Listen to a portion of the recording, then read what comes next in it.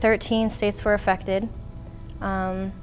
Millions of people, millions of power outages, and I believe, I know that the total damage in New York was about $41 billion, and in New Jersey, I think $36 billion.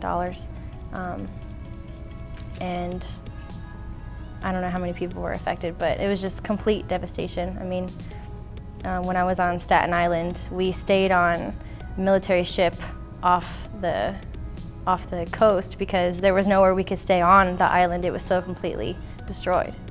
All the airports into the New York, New Jersey area were shut down. I ultimately left on a Wednesday morning, right before Halloween, and had an option of flying into a variety of airports from Boston all the way to Washington.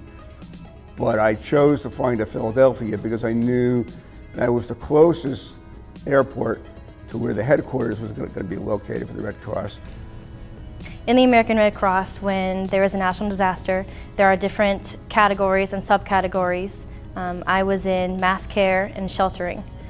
So that means I work at the client shelters, which are usually high schools or churches or hospitals. We take care of the clients. We provide food, mental health, and any moral support that they might need. I started out in Manhattan at a homeless shelter. City of New York has over 100 homeless shelters, and they too were greatly affected. So this was a high school that was turned into a place to bring the people from a homeless shelter. And then I went to Staten Island, and I was there most of my time. I was working at a hospital, Bailey Seton Hospital on Staten Island. And there we had over 100 clients and over 30 animals. And I was the night shift, 7 p.m. to 7 a.m. every day. So we did dinner and breakfast, and all night we would provide snacks for them. You know, they would come and talk to us about what they were feeling, and most of them couldn't sleep. So we were just there to help in any way that we could. As a supervisor for the mental health role, and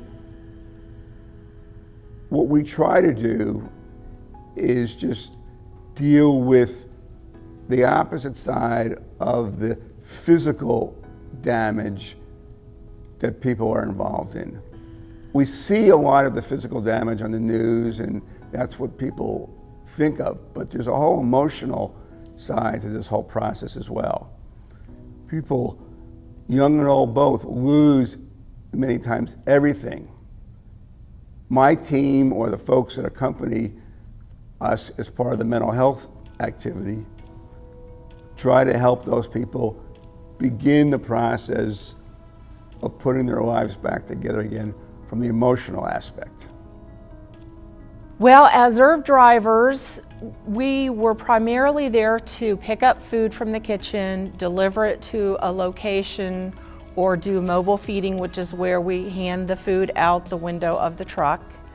Sometimes the IRVs are used to carry supplies, cleaning supplies, bulk distribution, but we were always handling food on this deployment. We would stand around in the cold at the kitchen for a couple hours waiting to get loaded up, and then they would send us somewhere, and we'd go back to the kitchen and they'd give us a new route and we'd go out again. So we did a lunch run and a dinner run every day. Some days we didn't get home until 11 p.m. So we were kind of in the dark. We didn't know how bad it was.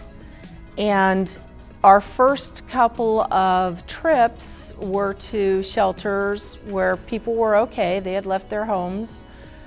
It wasn't until we took the trip to Staten Island that we realized how huge of a disaster it was. Their houses had 6 feet of water previous to that. They were also, the thing that amazed me, they did not have power. Much of the place did not have power. Someone came in and said the street lights were on, and the people cheered. So it's little things like that that make an impression on you, that you feel that maybe you're doing something